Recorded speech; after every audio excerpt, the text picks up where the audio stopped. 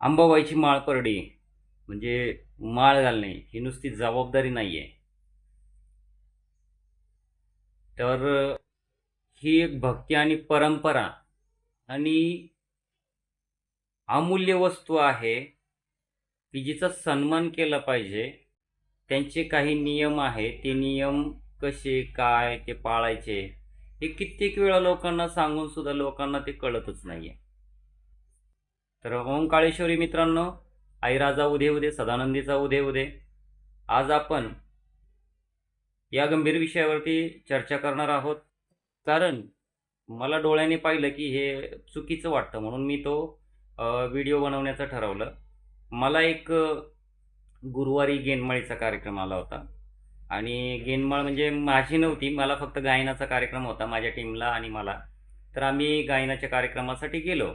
तर गायनाच्या कार्यक्रमासाठी गेल्यानंतर तिथे गेनमाळ होती. की आता कसं आहे की गेनमाळ नवनाथांची नसते, पण नवनाथांची दीक्षा असते.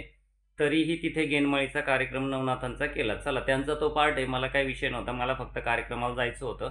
मी त्या कार्यक्रमाला गेलो. आमचा गाण्यांचा कार्यक्रम होता, नवनाथांचे गाणे होते, त्याच्यानंतर जगदंबेचे होते, काळूबाईचे होते, म्हणजे बाकी इतर देवतांचे होते. आता देवतांचे गाणे चालू असताना काय झालं की तिथे काही म्हणजे माळपर्डीवाल्या बाया म्हणजे आराधनी बाया पण आल्या होत्या. पण आराधनी बाया आल्यानंतर सर्रास हा कार्यक्रम माझा पाठेपर्यंत चालू होता आणि त्या पाठीच्या कार्यक्रमात मला काही गोष्टी अशा निदर्शनात आल्या की त्या अशा होत्या की माळ घालून काही बाया आहेत ना बेडवरती बसलेल्या होत्या. काय मग मला हे कळत नाहीये की तुम्ही माळ घातलेला आहे, तुमच्या गळ्यामध्ये शिंगार आहे, मग तुम्ही बेडवरती बसताय कसं, तुम्ही कसं काय बसताय, किंवा तुमच्या गुरुने तुम्हाला शिकवलंय का नाही. तर मला एक गुरुला सांगायचं की माळेचे काय नियम असतात ना, हे लोकांना तुम्ही समजावून सांगण्याचा प्रयत्न करा तुम्ही. काय की तुमच्या शिष्यांना समजावून सांगा, लोकांना ज्यांना माहिती नाही ना त्यांना समजावून सांगा. आणि त्याच्यानंतर विषय चालला की असा कार्यक्रम चालू होता. बाया सर्रास आहे ना लघवीला जात होत्या, लघवीला जाऊन तशाची येत होत्या, माळा घालून लघवीला जात होत्या, माळा घालून तशाची येत होत्या. कधी हातपाय धुतलेले बघितले नाही, माळा घातलेल्या बघितल्या नाही, म्हणजे असं काढलं नाही किंवा काय नाही आहे. त्याच्यानंतर माळ्याचं पाया पडणं घातलं नाही किंवा चहाचं पाया पडणं नाही, काय म्हणतात ना ताटाला बसले ताटाचं पाया पडणं नाही. म्हणजे एक असा भोंगळ कारभार चालल्यासारखा, भोंदूगिरीसारखा असा विषय झालाय ना की कोणी कोणाला काही समजून घेत नाही. फक्त गेनमाळीपुरते आराधखान्यापुरते पैसे घ्यायचे, पण ज्ञानाचा मात्र पत्ता नाहीये त्यांना, अशी पद्धत झालेली आहे.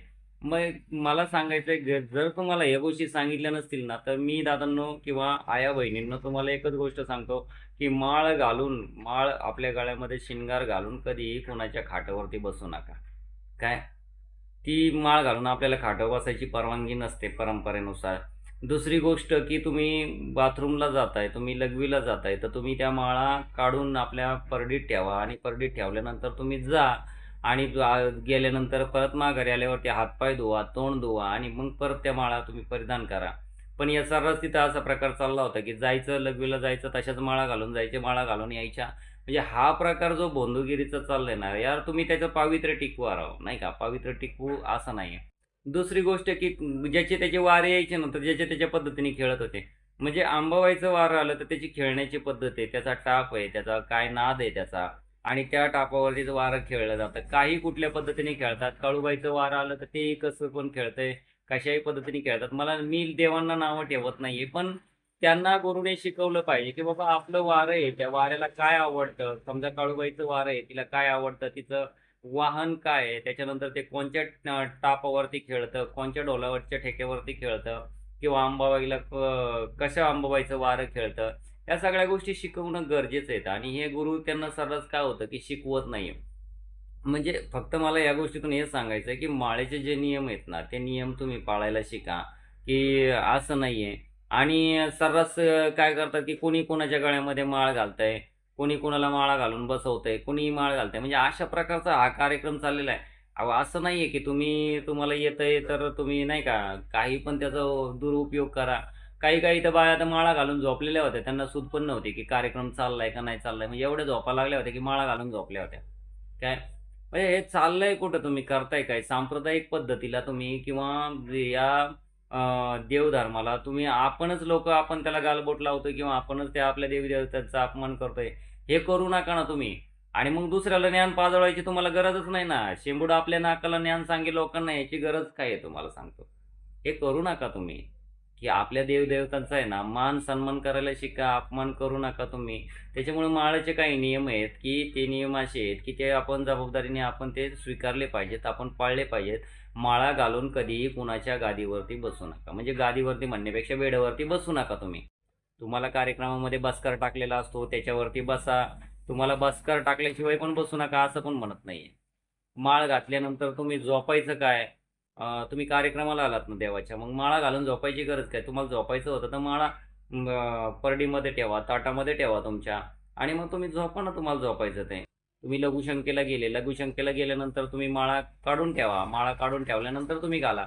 पण हे सर्रास असं आहे ना, मला ते कार्यक्रमाला गेल्यानंतर मला एवढी चीड आली, मला एवढा राग आला ना, की हे लोकं का असं करतायत? यांनी नीटनेटकं वागायला पाहिजे, यांनी शिकलं पाहिजे. बरं मी एवढं आरडून-ओरडून तुम्हाला सांगतोय ना, का सांगतोय? की परंपरा आहे, त्याचं पावित्र्य टिकवा. तुम्हाला काय वाटतं, की तुम्ही असं वागले म्हणजे तुम्ही खूप मोठे गुरुवर्य झाले, तुम्ही श्रेष्ठ आहे, तुम्हाला लय ज्ञान आहे, काय आहे, असं तसं. तर हे चुकीचं करू नका.